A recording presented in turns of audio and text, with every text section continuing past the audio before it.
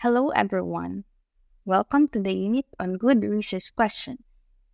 Today, we're gonna show the basics of doing a good research and being able to present your results to an audience. I am Janessa Biton, and I am a data scientist doing research on the intersection of machine learning and biological science. And to start, we're gonna talk about finding a phenomenon and asking a question about it.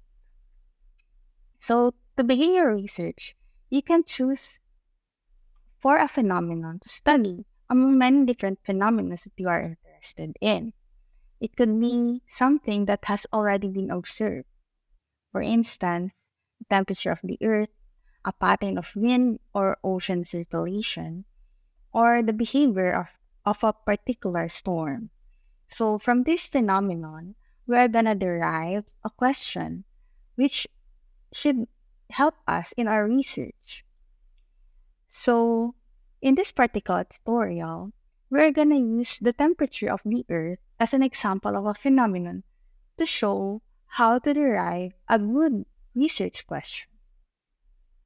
So, what are the factors of a good research question?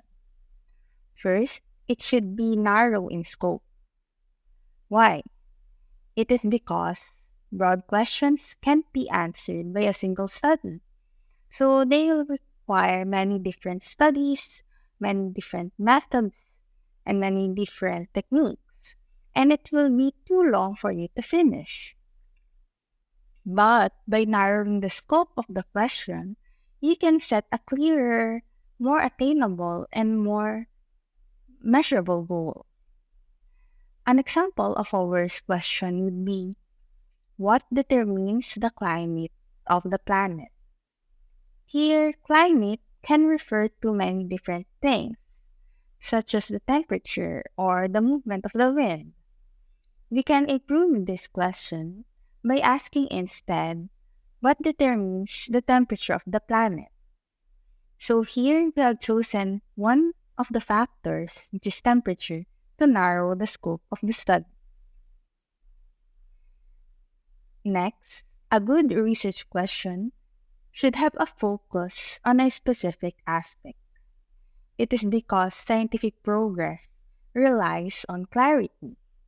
So, you should already know from the start what is the clear goal and where to focus your attention at, so that among the tools, among the methods, among the analysis skills that you know, you can identify which among this is relevant to your study and be able to focus on that. As an example of a worst question, we have, why has the global mean temperature increased over the past 100 years? So here, global mean temperature can be affected by many different factors. We can improve this question by asking instead, how has the atmospheric concentration of CO2 contributed to the global mean temperature? So we have chosen a specific aspect, which is the atmospheric concentration of CO2. Third, a good research question should avoid answering yes or no questions, since not all research questions have a simple yes or no question. So it would be very difficult for you to provide a conclusion to your study. By asking instead what happened or how it happened, we allow for more nuance in the investigation. As an example of our question, is the temperature of the planet influenced by the quantity of CO2 in the atmosphere? We can improve this question by asking instead, how has the quantity of CO2 in the atmosphere influenced the temperature of the planet? Lastly, a good research question should be conceptual and not rooted in an analysis method. It is so that throughout our study, we can always focus on the bigger picture and we can easily connect our results to the conclusion. Another thing, the analysis method might not be the best method. And also, there is also a chance that the analysis method might have already been used to study the phenomenon in the past. So in this case, it will not be new science anymore. As an example of our question would be, can I use I-score data to learn about the relation between CO2 and temperature? We can improve this by asking instead, what was the relation between CO2 and temperature in prehistoric time period? So to wrap everything up, we have here an example of a better research question. What is the relationship between the mean surface temperature and the quantity of carbon dioxide in the atmosphere? So let's look at the factors what made it a better research question.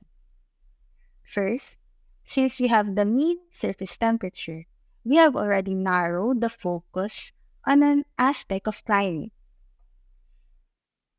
Second, since we also have a quantity, the quantity of carbon dioxide, we already chose a specific aspect that might have an effect in the atmosphere.